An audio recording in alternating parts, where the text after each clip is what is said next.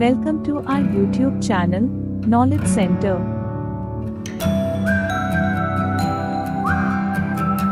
नमस्कार दोस्तों, मैं अमन जैन एक बार फिर से आपका हमारे YouTube चैनल नॉलेज सेंटर पर हार्दिक स्वागत करते हैं।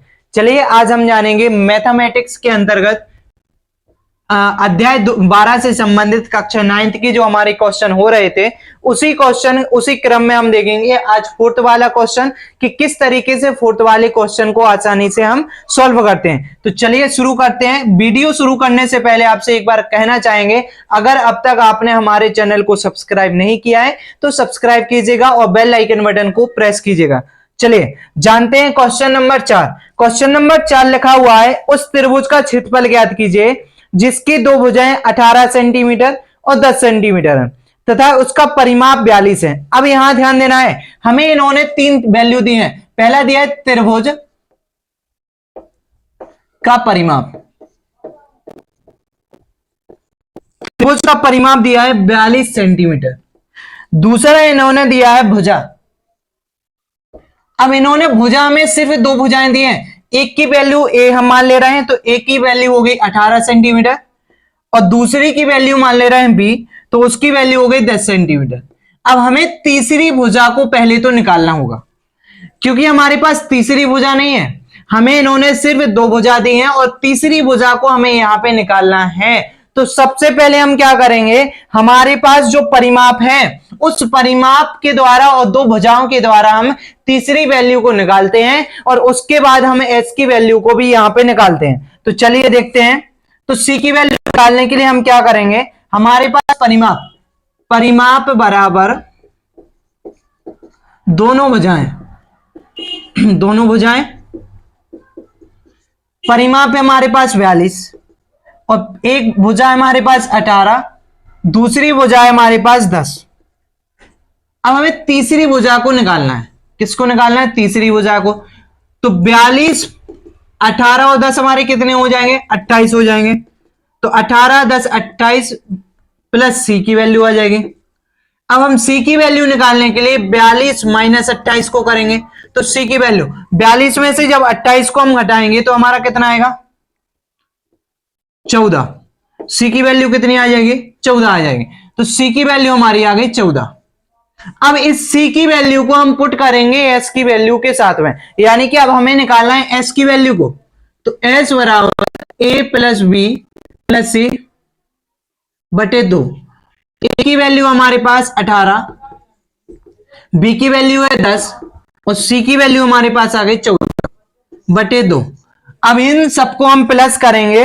अब एक चीज यहां ध्यान देना, यहां पे मोस्टली क्या होता है कि जो हमने यहां पे वैल्यू लिखी है वह वैल्यू और परिमाप की वैल्यू लगभग समान होती है। कैसे समान होती है? क्योंकि परिमाप टोटल भाग तो हमारा परिमाप ही था। अब परिमाप था तो टोटल वैल्यू यहां पे कितनी आएगी? आंसर हमारा 42 आना चाहिए। चलिए काउंट करते हैं हम, 42 बटे 2 ही आना चाहिए। 18 और 10 जोड़ो तो कितने हुए? 28 हुए। 28 में 14 को प्लस करो तो कितने हो गए? 42 हो गए।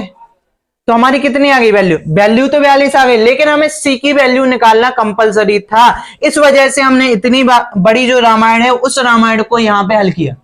अब हम देखते हैं कि एस की वैल्यू क्या है। तो 2 एकम 2, 2 दूनी 4 और 2 एकम 2, तो एस की वैल्यू हमारी आ गई 21। जब हमें एस की वैल्यू यहां पे मिल गई, अब हम इस एस की वैल्यू को कहां पे पुट करेंगे? क्षेत्रफल को निकालने के लिए। चलिए देखते हैं। त्रिभुज का क्षेत्रफल under root S, S minus A, S minus B और एस माइनस सी, इस सूत्र को हम रखते हैं और इस सूत्र में हम अपनी वैल्यू ऐड करते हैं। एस की वैल्यू है 21, 21 माइनस ए की वैल्यू है 18, 21 माइनस 10 और 21 माइनस 14। ए हमारी हो गई क्या की वैल्यू? हमारी ए, बी और सी की वैल्यू ऐड हो गई। अब इसको हम सॉल्व कर देंगे।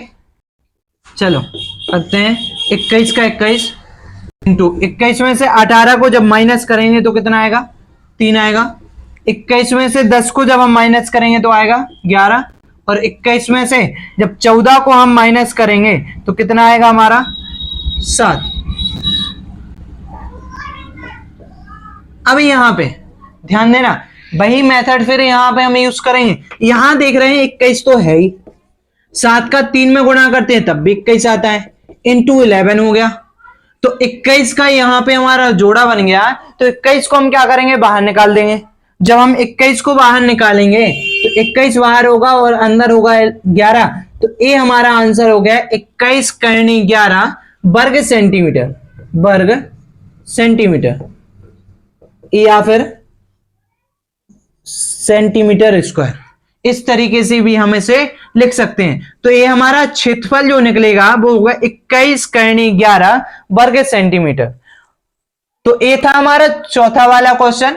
आशा करते हैं कि आपको इस प्रश्नावली 12.1 में 2 क्वेश्चन और आपके बचे हुए हैं। मैं कोशिश करना आप कि आपसे बन जाए। अगर नहीं बनते हैं तो आप इसकी जानकारी भी हमें दे सकते हैं कमेंट के माध्यम से, तो हम आपको यहां पे सॉल्व करा देंगे।